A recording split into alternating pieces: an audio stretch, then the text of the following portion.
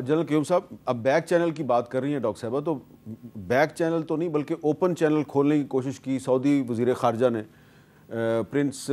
فیصل بن فرحان نے، انہوں نے انڈین فارن منسٹر سے بھی بات کی، ہمارے اسحاق ڈار صاحب سے بات کی، پھر ایران نے بھی کوشش کی، اب قطر بھی میدان میں آ گیا ہے۔ اس سے پہلے میں آپ لوگوں سے سوال کر رہا تھا کہ امریکہ نے کوشش کی تھی، انڈیا نے کسی کی نہیں سنی، تو اب اگر انڈیا جو ہے وہ سعودی عرب کی بھی نہیں سنی، اس نے ایران کی بھی نہیں سن رہا، قطر کی بھی نہیں سن رہا، امریکہ کی بھی نہیں سن رہا، تو پھر بیک چینل کون سا ہو سکتا ہے؟ دیکھیں ڈاکٹر صاحب کی باتوں سے میں 100% متفق ہوں، جو وہ کہہ رہی ہیں نا کہ ہم تو وار مونگنے سے دور ہو کے پیسفل لیونگ کی بات کرنی چاہیے، اور اچھی قومیں یہی کرتی ہیں، لیکن کرکس یہ ہے کہ آپ کو اپنی ایفرٹ، جہاں تک تو کائنیٹک فورس یا آپ کا جو ایک رسپانس ہے آرٹیکل 51 کے مطابق اپنے دفاع میں، وہ تو آپ کا رائٹ ہے، ہر قوم کا رائٹ ہے، آپ کے اوپر کوئی اٹیک کرے گا تو آپ اپنے سیلف ڈیفنس میں اس کو کریں گے، نمبر 1۔ نمبر 2 از traditional diplomacy,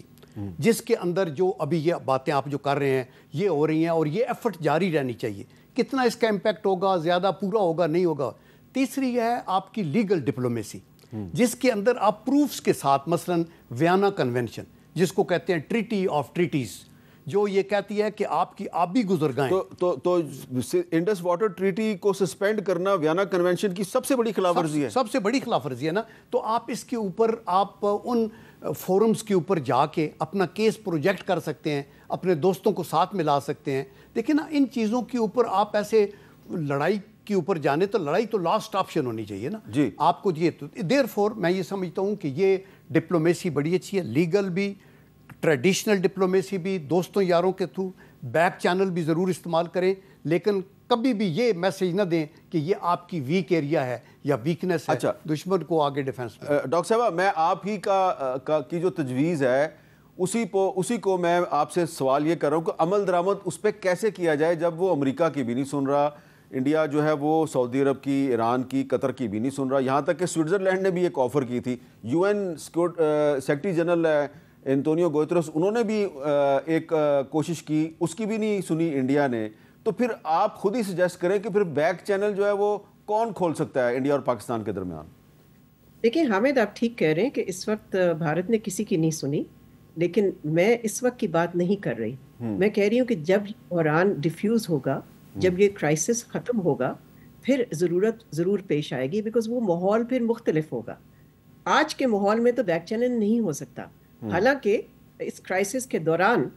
D G M Os کا کانٹیکٹ رہا ہے، یہ آپ کو معلوم ہوگا جی، تو کسی قسم کا کانٹیکٹ رہا، مگر دیٹس ناٹ سینئر انف۔ تو ضرورت اس بات کی ہوگی once this crisis is over, اور اس میں آپ کو بتا دوں کہ یو اے ای نے آفر کیا ہے کہ آپ ہمارا ملک ایک وینیو کے طور پہ استعمال کر لیں اگر آپ بیک چینل اسٹیبلش کرنا چاہتے ہیں۔ جہاں تک فرنٹ چینل کی بات ہے جو آپ نے کی، اس کا ماحول میں نہیں سمجھتی کہ کافی عرصے تک آئے گا۔ دیکھیں آلموسٹ 12 سال ہو گئے ہیں اف ناٹ مور، کہ ہمارا جو ایک زمانے میں کمپوزٹ ڈائلاگ ہوتا تھا وہ سسپینڈ ہوا ہوا ہے، تو آئی تھنک اس کے لیے مشکل ہوگا۔ بیک چینل کا فائدہ یہ ہوتا ہے کہ دونوں ملک جو ہیں وہ کھل کے بات کر سکتے ہیں اور بغیر کوئی ایک دوسرے کو کنسیشن دیے ہوئے۔ اچھا، اس سے ہی بلکہ آپ کو یاد ہوگا حامد کہ اسی سے پھر وہ ایگریمنٹ ہوئی تھی 2021 میں سیز فائر آبزرو کرنے کی on the line of control, which did hold for many years، وہ تو اب آ کے وائلیٹ ہوئی۔ لیکن ڈاکٹر صاحبہ دیکھیں نا، وہ بھی شروع ہوا تھا 2015 میں، جب دسمبر 2015 میں پاکستان کے national security adviser general Nasir Khan Janjua صاحب Indian national security adviser Ajit Doval کو بینکاک میں ملے، اس کے بعد مودی صاحب جو ہیں انہوں نے ایک سو کالڈ سرپرائز وزٹ کیا، پاکستان آئے، لاہور میں جا کے وہ نواز شریف صاحب کے گھر چلے گئے رائے ونڈ میں، تو وہ ٹھیک ہے، وہ بیک چینل تھا۔ میں آپ سے بار بار یہی پوچھ رہا ہوں کہ اب بیک چینل اگر ہم نے کھولنا ہے تو اجیت ڈوول کے ساتھ پاکستان کی طرف سے کھل سکتا ہے یا کوئی بیچ میں تیسری پارٹی آئے گی، اور کیا وہ بیک چینل اس وقت کھلے گا جب ہم انڈیا کو ایک بہت بڑا رسپانس دے دیں گے؟ بالکل، آپ نے بالکل جو آخری چیز آپ نے کہی وہ بہت ضروری ہوگی۔ جب تک پاکستان رسپونڈ نہیں کرے گا اور ڈیٹیرنس کو ری اسٹیبلش نہیں کرے گا تو وہ ماحول ہی نہیں بنے گا جس میں کہ میں بیک چینل کی بات کر رہی ہوں۔ میں اس وقت تو نہیں کر رہی ہوں، اس وقت تو ناممکن ہے جی، اور نہ ہی میں کوئی تجویز دے رہی ہوں، لیکن یہ ضرور ہے کہ ماضی میں جو بیک چینل بنا ہے اس میں اور کوئی ملک انوالو نہیں تھا, یہ باہمی تھا. ٹھیک ہے. ہاں,